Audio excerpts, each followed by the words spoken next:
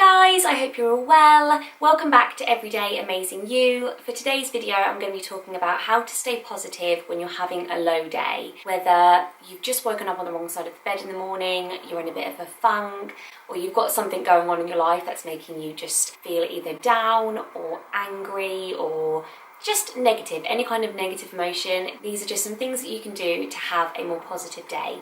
So I hope you enjoyed this video. If you do, please do give it a thumbs up, subscribe if you haven't already, because I do all kinds of self-care content, and comment below, let me know how you stay positive on a negative day. Okay, so number one is to start your day with some kind of self-care. And that could be something so simple. It doesn't mean like going for a massage as soon as you wake up. It could be stretching, opening the window and taking 10 deep breaths of fresh air. It could be wearing a face mask while you're getting the kids' breakfast ready, moisturising your hands or your feet, doing a couple of minutes of yoga, just something for you to make yourself feel positive.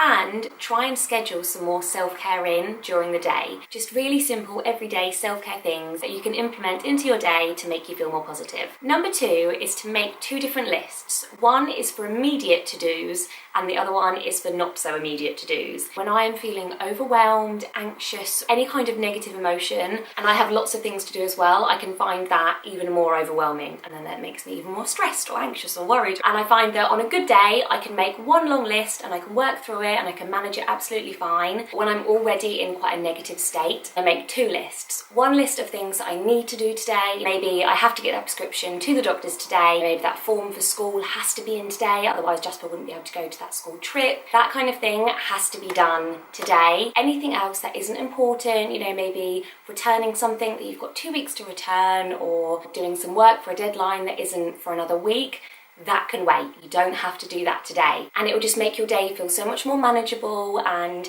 you know, you'll have 2, 3, 4 things that you really have to do today. You can just focus on those without lots of background noise from all the other things that you need to do. You know that you're still going to do them, but when they need to be done. You're not putting all of that pressure on yourself with one big to-do list, because today is just not the day to have a huge to-do list. Number three is to practice gratitude. For me, the best time to do this is in the morning before I get out of bed, or in the evening when I get into bed. But obviously if you've woken up in a negative mood, then doing it first thing in the morning will be most beneficial to changing your day to a more positive one. So the simplest, easiest way to do it is in your head, think of 10 things that you're grateful for. Maybe you'd think, my children, my partner, the rest of my family, my home, my car, my job, my health, that kind of thing. But then try digging a little deeper and thinking of 20 things that you're grateful for. So maybe instead of just your family, my parents, my siblings, my aunties, my uncles, my niece, my nephew, and already I've got 6 additional ones. You know, instead of your home, you can think, right, well, I'm grateful that I have the money to rent a home, that I have the money to pay for a mortgage.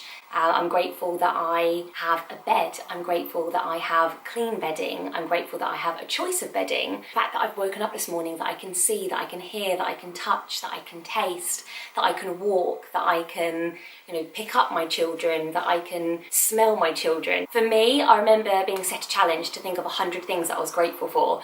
And I'd done the first 10, like, you know, my family, my health, my friends, that kind of thing.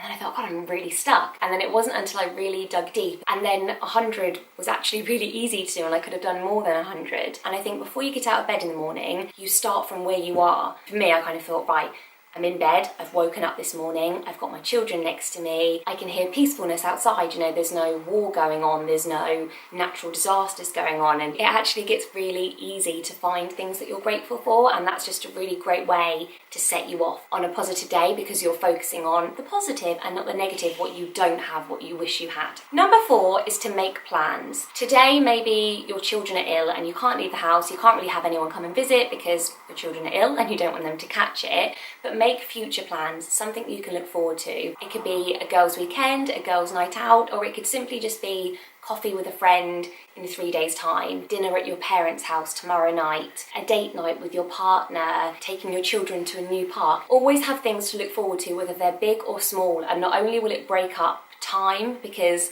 sometimes when you're in a negative space you can feel like time is never ending and you're always going to feel like this and it's always going to be the same, like Groundhog Day. So yeah, having little and big things to look forward to will just break that up and it will push you out of that funk. And last but not least, number 5 is to celebrate the everyday amazing. So for example, you got out of bed this morning, you got dressed, and even if you didn't get dressed, you got to spend the whole day in your pajamas, you ate something, you fed your children, you may not have taken them out anywhere, but you know, maybe you gave them a book for them to read to themselves. Celebrate, or at least acknowledge, everything that you have done today rather than the things that you haven't done, couldn't do, or wished you could do, because even though those little everyday things may not seem monumental, they may not seem life-changing, they're either slowly chipping away at the negative things, like having a nice cup of tea. It's not a massive thing, but it may have calmed your nerves a little bit, and it may have made you relax a little bit, released a little bit of tension, and that on top of maybe